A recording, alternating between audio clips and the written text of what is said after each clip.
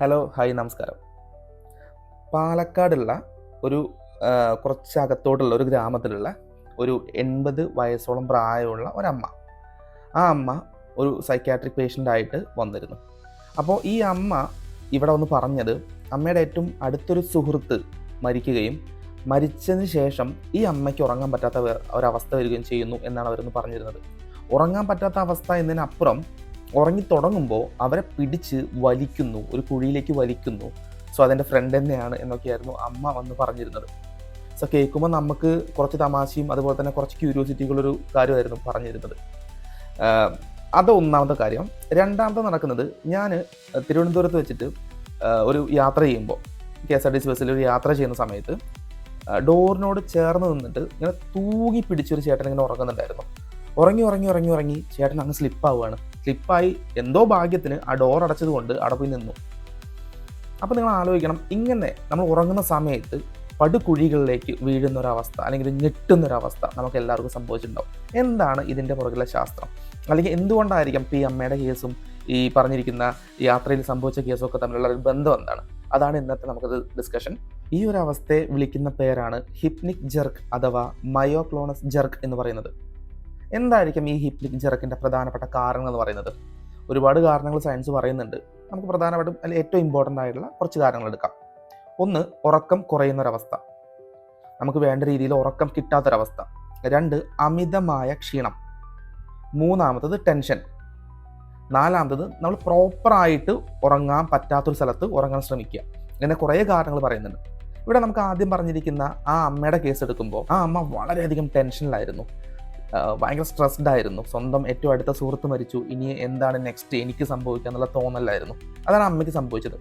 രണ്ട്, ഞാൻ പറഞ്ഞ KSRTCയിലെ ആ ഒരു അവസ്ഥ എന്ന് പറയുന്നത്, ആ ചേട്ടന് ഒരിക്കലും ഉറങ്ങാൻ പാടില്ലാത്തൊരു കണ്ടീഷനിലാണെങ്കിൽ തൂങ്ങി നിൽക്കുന്ന ഒരു അവസ്ഥ വന്നത്. അപ്പോൾ അവിടെയും ഈ പറഞ്ഞിരിക്കുന്ന ഇതേ സയൻസ് തന്നെയാണ് വർക്ക് ചെയ്തിരിക്കുന്നത്. അപ്പോൾ ഇനി നമുക്ക് വരേണ്ടത് ഇതിൻ്റെ കുറച്ചും കൂടി ഡെപ്തിലേക്കാണ്. എന്തുകൊണ്ടാണ് ഇങ്ങനെ സംഭവിക്കുന്നത് എന്നുള്ളത്. അത് ബയോളജിയുമായി ബന്ധപ്പെട്ടൊരു ഫാക്ടറാണ്. ഒന്ന്, നമ്മളെ ഉണർച്ചയുമായി ബന്ധപ്പെട്ട് നമ്മളെ ഉണർന്നിരിക്കാൻ സഹായിക്കുന്ന മസ്തിഷ്ക ഭാഗം അറിയപ്പെടുന്ന പേരായിരുന്നു റെക്ടിക്കുലർ ആക്ടിവേറ്റിംഗ് സിസ്റ്റം അഥവാ RAS എന്ന് പറയുന്നത്. ഇതുപോലെ നമ്മളെ ഉറക്കത്തിലേക്ക് കൊണ്ടുവന്ന അല്ലെങ്കിൽ ഉറക്കവുമായി ബന്ധപ്പെട്ട മസ്തിഷ്ക ഭാഗം അറിയപ്പെടുന്ന പേരായിരുന്നു ventro lateral pre optic nucleus അഥവാ VLPO എന്ന് പറയുന്നത്. നിങ്ങൾ ഇതിൻ്റെ അത്രയും മാരകമായ സൈഡൊന്നും ചിന്തിക്കേണ്ട, രണ്ട് ഭാഗം ഉണ്ടെന്ന് വിചാരിക്കുക. ഓക്കെ, ഒന്ന് ഈ പറഞ്ഞിരിക്കുന്ന RASും രണ്ട് VLPO എന്ന് പറഞ്ഞിരിക്കുന്ന ഭാഗവും. അപ്പോൾ നമ്മൾ ഉറങ്ങുന്ന സമയത്ത് അല്ലെങ്കിൽ നമ്മുടെ ഉണർച്ചയിൽ നിന്നും ഉറക്കത്തിലേക്ക് പോകുമ്പോൾ ഇവ തമ്മിലുള്ള ഒരു കൈമാറ്റം അല്ലെങ്കിൽ ഇവ തമ്മിലുള്ള ഒരു കണക്ഷൻ ആണ്, അല്ലെങ്കിൽ ഇവ തമ്മിലുള്ള ഒരു ഏകോപനം വളരെ ഇമ്പോർട്ടൻ്റ് ആണ്. അപ്പോൾ നമ്മളിങ്ങനെ നിന്നുറങ്ങാന്ന് വിചാരിച്ചോളൂ, അല്ലെങ്കിൽ നമ്മൾ ഉറങ്ങാൻ പറ്റാത്തൊരു സാഹചര്യത്തിൽ തൂങ്ങി പിടിച്ചുറങ്ങാൻ വിചാരിച്ചോളൂ. അപ്പോൾ ബോഡി ഉറങ്ങുക എന്ന് വിചാരിക്കുകയും ചെയ്യും, എന്നാൽ പൂർണ്ണമായിട്ട് ഉറക്കത്തിലേക്ക് എത്താൻ നമ്മളെ കൊണ്ട് സാധിക്കില്ല. അപ്പോൾ എന്ത് ചെയ്യും? ഉറക്കത്തിൻ്റെ ഒരു സിസ്റ്റം എന്ന് പറയുന്നത്, അല്ലെങ്കിൽ ഉറക്കം എന്ന് പറയുമ്പോൾ തന്നെ നമുക്ക് റിലാക്സേഷൻ വളരെ ഇമ്പോർട്ടൻ്റ് ആണ്. ഓൾറെഡി നമ്മുടെ പേശികൾ അഴയാൻ തുടങ്ങും, അല്ലെങ്കിൽ വളരെ ലൂസ് ആവാൻ തുടങ്ങും. അതോടുകൂടി നമ്മൾ ലൂസ് ആകുമ്പോൾ ബ്രെയിൻ അറിയാം നമ്മൾ ഉറങ്ങിയിട്ടില്ല എന്നറിയാം, നമ്മളൊരു കുഴിയിലേക്ക് അല്ലെങ്കിൽ നമ്മളൊരു വീഴുന്നൊരു അവസ്ഥയിലേക്ക് പോകുന്നു ബ്രെയിൻ വിചാരിക്കും, പെട്ടെന്ന് തന്നെ ഒരു ഷോക്ക് കൊടുക്കുകയും ചെയ്യും. ഇതാണ് ആക്ച്വലി ഈ പറഞ്ഞിരിക്കുന്ന ഹിപ്നിക് ജെർക്ക് എന്ന് പറയുന്നത്. ഇനിയും ഹിപ്നിക് ജെർക്കിന് ഒരുപാട് രസകരമായ കഥകൾ പറയാനുണ്ട്. ആക്ച്വലി ഒന്നും രണ്ടും അല്ല, ഒരുപാടുണ്ട്.